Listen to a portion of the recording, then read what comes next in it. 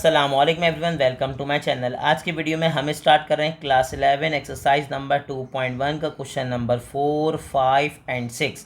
तो देखिए मेरे पास क्वेश्चन नंबर 4 क्या है, बहुत ही आसान सवाल है। देखें क्या है भाई, find the transpose of each of the following matrices. Sir आपको क्या करना है, आपको ट्रांसपोज करना है जो मैट्रिक्स उसने दिए हुए हैं उनके। अब ट्रांसपोज में क्या करते हैं सर, ट्रांसपोज में इंटरचेंज करते हैं रो एंड कॉलम को।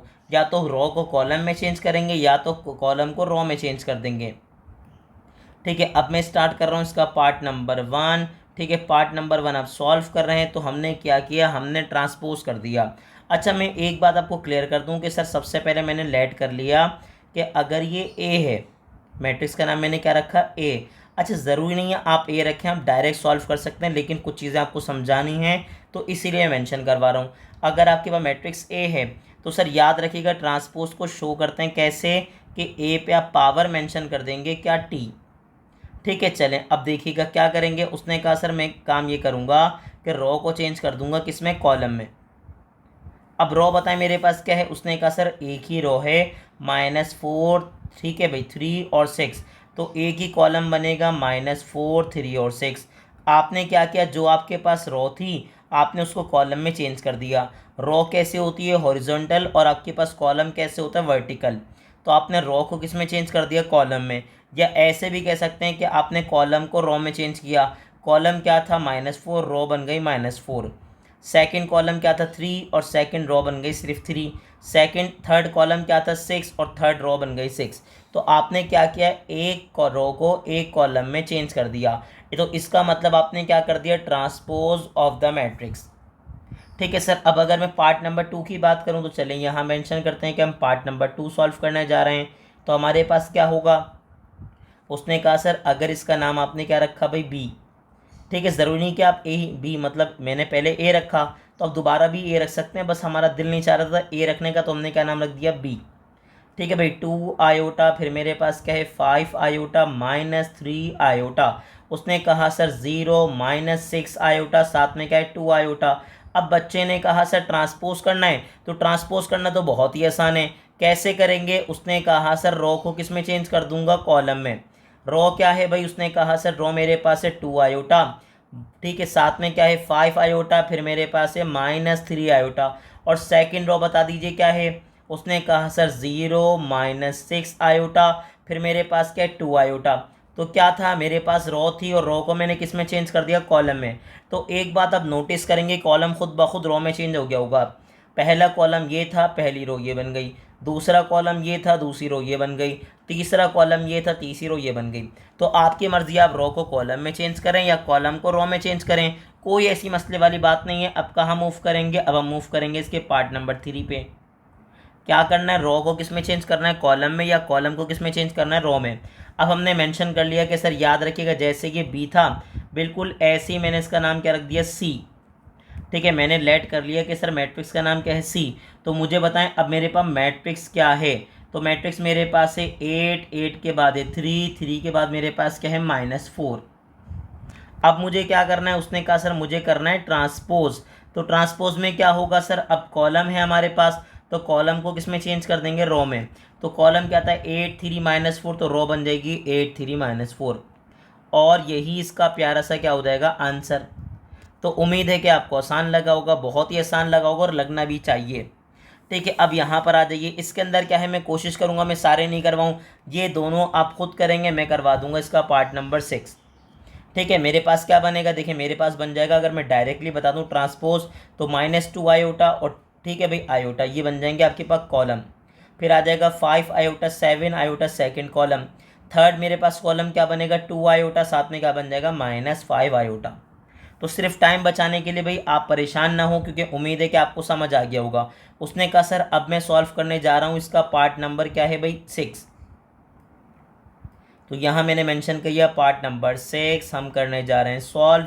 तो हमने क्या किया, हमने मेंशन कर दिया, इस बार नाम इसका क्या रखा, एम। सर क्यों रखा, क्योंकि सर का नाम किससे आता है, एम से। तो हमने अब क्या रख दिया, हमने मैट्रिक्स का नाम रख दिया एम। मैट्रिक्स क्या है, -7, फिर मेरे पास क्या है -10, और साथ में क्या है 8। फिर मेरे पास क्या है भाई 4, 5, और साथ में क्या है 9। लास्ट में क्या है -1, 2 एंड 3। ये आ गया मेरे पास मैट्रिक्स। ठीक है सर, मैंने लेट कर लिया। अगर लेट कर लिया, अब मुझे करना है इसका ट्रांसपोज। ठीक है सर, ट्रांसपोज में क्या होगा, रो को कॉलम में या कॉलम को रो में चेंज करेंगे। तो रो मेरे पास क्या है, -7 -10 और फिर 8। सेकंड रो भाई क्या है मेरे पास, सेकंड रो है सर 4 5 और 9। थर्ड मेरे पास रो क्या थी भाई, -1 2 एंड 3। और आपने मैट्रिक्स का क्या कर लिया, ट्रांसपोज कर दिया, और यही इसका प्यारा सा क्या हो गया, आंसर। तो उम्मीद है कि आपको क्वेश्चन नंबर 4 बहुत ही अच्छे समझ आ गया होगा। अब कहाँ मूव करेंगे, क्वेश्चन नंबर 5 में क्या कह रहे हैं वो कह रहे हैं sir write down in tabular form. Sir ये उसने कॉम्पैक्ट फॉर्म में दिया हुआ है, अब आपको टेबुलर फॉर्म में इसको पूरा एक्सपेंड करके लिखना है। ठीक है, याद रखिएगा ये 2,3 क्या होता है, ये होता है इसका ऑर्डर। सर ये क्या होता है, ये होता है ऑर्डर ऑफ मैट्रिक्स। ठीक है सर, क्या होता है ये, ऑर्डर ऑफ मैट्रिक्स। अब ऑर्डर ऑफ मैट्रिक्स में सर याद रखिएगा पहले मेरे पास क्या आती है, रो। ठीक है, बाद में मेरे पास क्या आता है, कॉलम।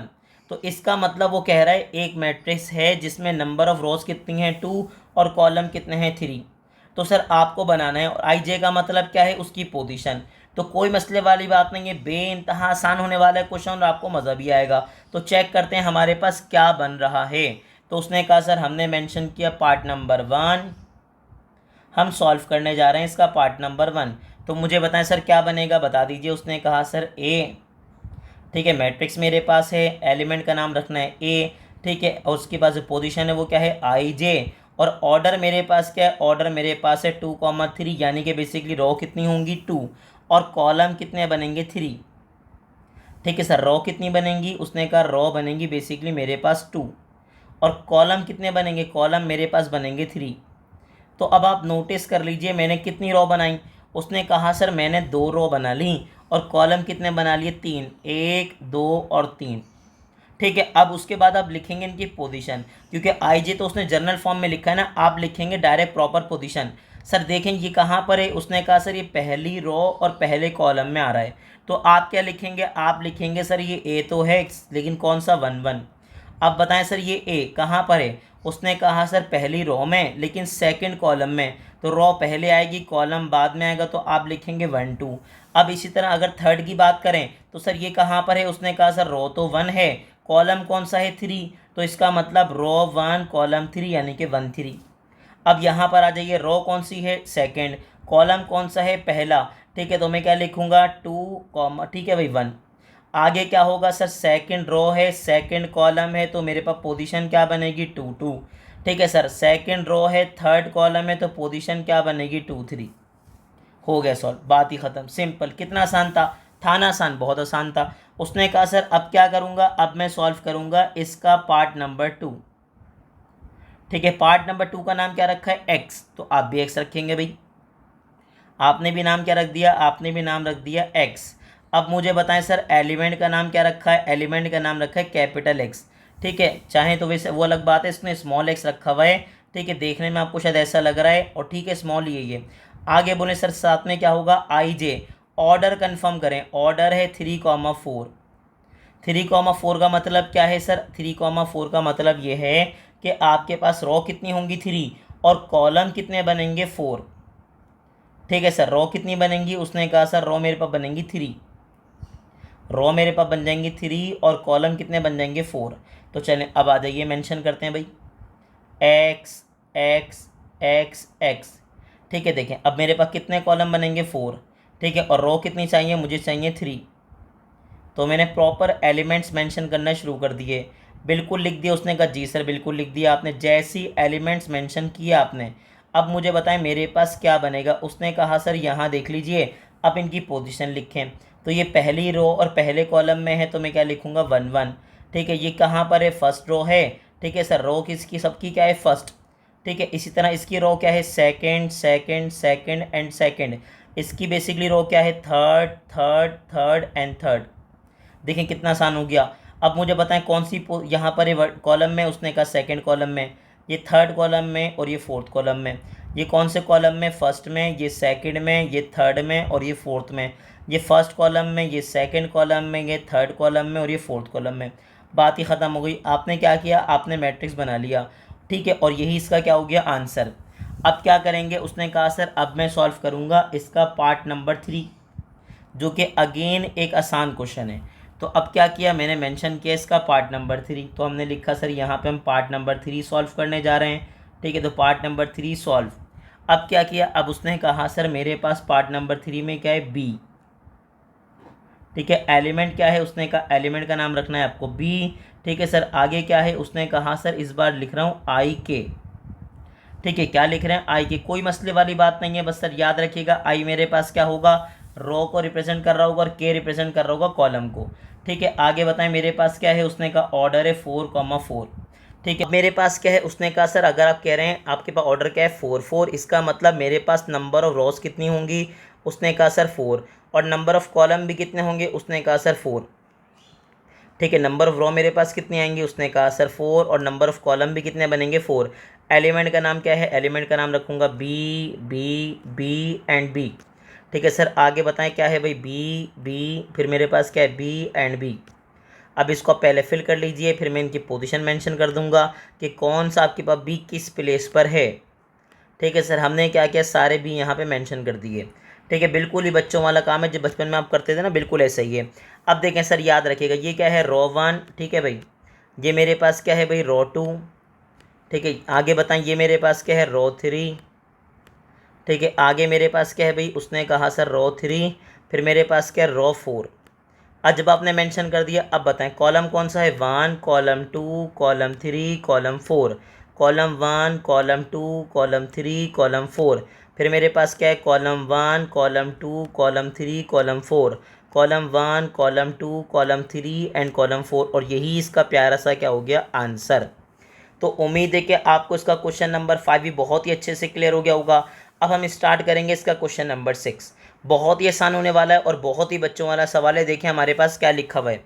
सर हमारे पास क्वेश्चन लिखा है, which of the following are symmetric और स्क्यू सिमेट्रिक मैट्रिसेस।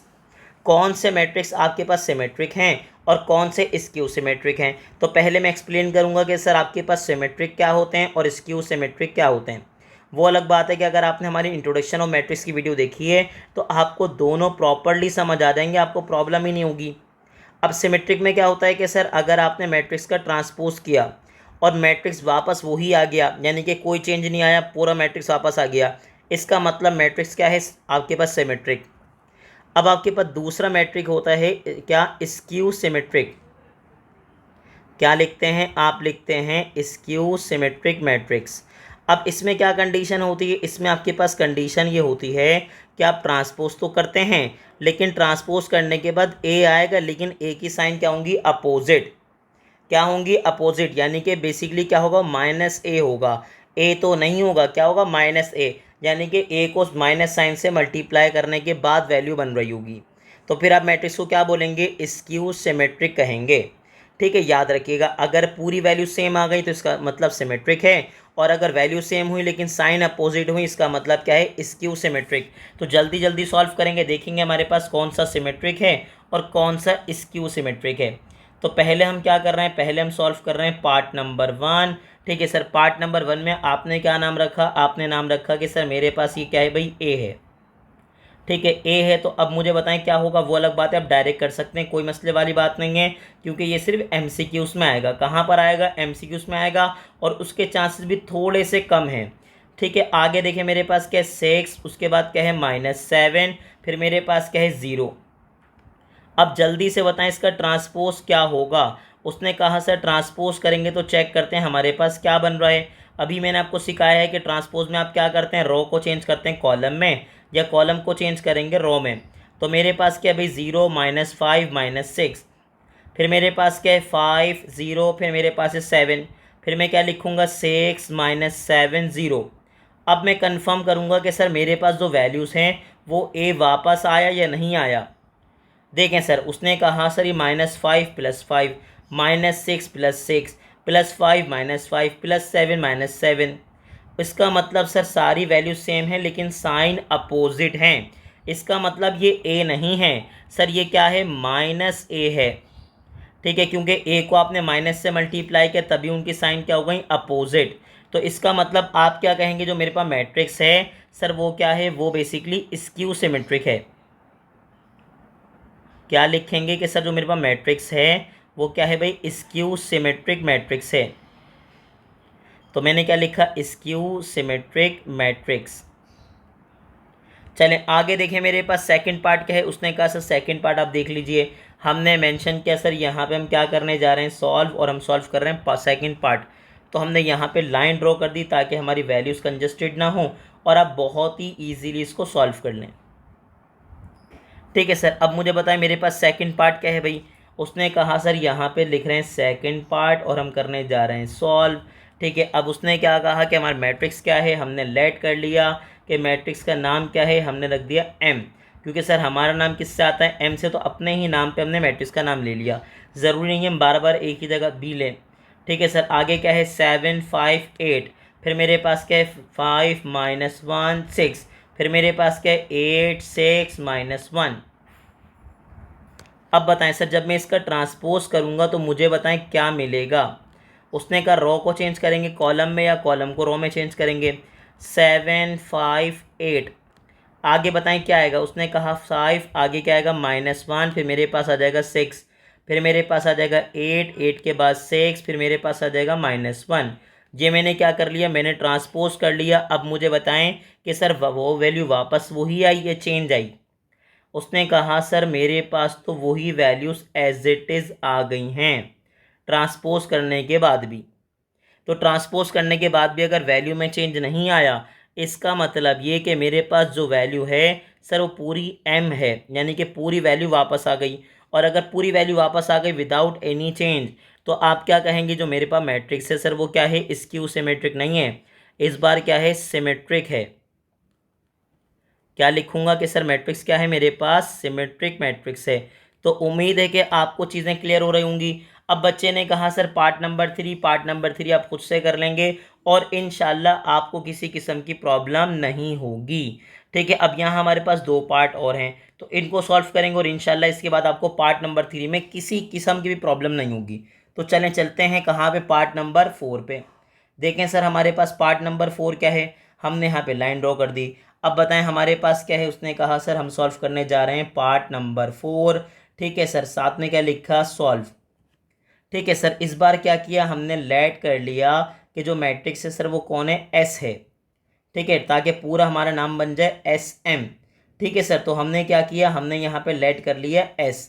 तो अब मैट्रिक्स का नाम बताएं, मैट्रिक्स है क्या, 1 2 5। फिर मेरे पास क्या है, मेरे पास है 2 5 -7, मेरे पास क्या है भी 5 -7 और साथ में क्या है 3। अब उसने क्या कहा, उसने कहा सर इसके बाद क्या करेंगे, ट्रांसपोज करेंगे। तो बताएं सर ट्रांसपोज में क्या होता है, रो को चेंज करेंगे कॉलम में या कॉलम को चेंज करेंगे रो में। तो मेरे पास क्या बना, रो, उसने कहा रो को कॉलम में चेंज करेंगे। तो 1 2 5, फिर मेरे पास क्या है 2 5 -7। ठीक है, आगे क्या है 5 -7 3। ठीक है, ये क्या किया मैंने, रो को चेंज कर लिया कॉलम में। जैसे ही चेंज किया, अब चेक कीजिए आपके पास क्या वही वैल्यूज़ वापस आ गई या साइन चेंज है। उसने कहा नहीं सर पूरी वैल्यूज़ वापस आ गई। तो अगर पूरी वैल्यूज़ आपके पास वापस आ गई डेट मीन्स ये कि आपके पास एस वापस आ गया। और अगर मैट्रिक्स पूरा वापस आ जाए इसका मतलब ये कि जो मेरे पास मैट्रिक्स है सर वो क्या है, वो सिमेट्रिक मैट्रिक्स है। क्या है सर, सिमेट्रिक मैट्रिक्स।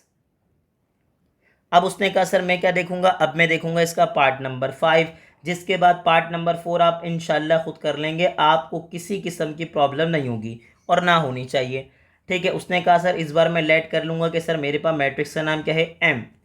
ठीक है, जैसे ही आपने एम लेट किया मुझे बताएं मेरे पास मैट्रिक्स क्या है। उसने कहा सर 0 -5 4, फिर हमारे पास क्या है 5 0 -1, फिर मेरे पास है -4 1 0। अब जैसे ही आपने लिखा, अब मैं क्या करूँगा, अब मैं अगेन ट्रांसपोज करूँगा। तो हम ट्रांसपोज कर लेते हैं भाई, बताएं हमारे पास क्या बनेगा। पहली रो क्या है 0 -5 4, तो मुझे बताएं पहले कॉलम क्या बन गया 0 -5 4। सेकेंड रो बताएं क्या है भाई 5 0 -1 और थर्ड रो मेरे पास क्या है -4 1 0। तो मैंने क्या किया, मैंने बेसिकली रो को किस में चेंज कर लिया, किस में, कॉलम में। और जैसी रो को कॉलम में चेंज किया तो आप नोटिस करें कि सर देखें मेरे पास वो वैल्यू वापस आई है या साइन चेंज है। उसने कहा सर वैल्यूज़ तो वही हैं लेकिन साइन अपोजिट आ रही हैं। जो माइनस में था वो प्लस में हो गया, जो प्लस में था वो माइनस में हो गया, जो प्लस था वो माइनस हुआ, जो माइनस था वो प्लस हुआ, जो माइनस था वो प्लस हुआ, जो प्लस था वो माइनस हो गया। इसका मतलब सर ये m नहीं है, ये क्या है, माइनस m है, क्योंकि जब माइनस से मल्टीप्लाई करेंगे तब जाके वैल्यू बनेगी। इसका मतलब ये मेरे पास m नहीं आया, इस बार आ गया माइनस m। और अगर माइनस m आया इसका मतलब मैट्रिक्स मेरे पास क्या है, उसने कहा सर मैट्रिक्स मेरे पास है स्क्यू सिमेट्रिक। ठीक है सर, क्या है, स्क्यू सिमेट्रिक मैट्रिक्स है। ठीक है, प्रॉपर लिखते हैं भाई हम, स्क्यू सिमेट्रिक, आगे क्या लिख देंगे, मैट्रिक्स। ही बार बार n बन रहा है, ये असल में m है।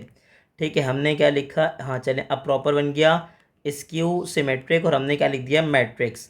अब जैसे ही हमारे स्टूडेंट ने देखा उसने कहा सर ये तो बहुत ही आसान हो गया, बिल्कुल ही आसान क्वेश्चन था, क्वेश्चन नंबर 4, 5, 6। तो बच्चों मैंने भी तो यही कहा था ना कि ये क्वेश्चन बहुत ही आसान होने वाला है और आपको आसान लगेगा। और याद रखिएगा ये चीज़ें एमसीक्यूज में आएंगी। वो अलग बात है कि जो आपके पास क्वेश्चन नंबर 4 है उसका पार्ट नंबर 3 थोड़ा सा अच्छा सवाल है, थोड़ा सा, ज़्यादा अच्छा वो भी नहीं है, थोड़ा अच्छा सवाल है। तो आप एटलीस्ट उसकी थोड़ी सी ज़्यादा प्रैक्टिस कीजिएगा, बाकी चीज़ें आपको एमसीक्यूज में भी शायद ही मिलें। ठीक है, तो भरपूर प्रैक्टिस करनी, और ऐसी ही इन्फॉर्मेटिव वीडियोस देखने के लिए हमारे चैनल को लाइक करें, सब्सक्राइब करें, और ज़्यादा से ज़्यादा अपने क्लास फेलो से शेयर करें।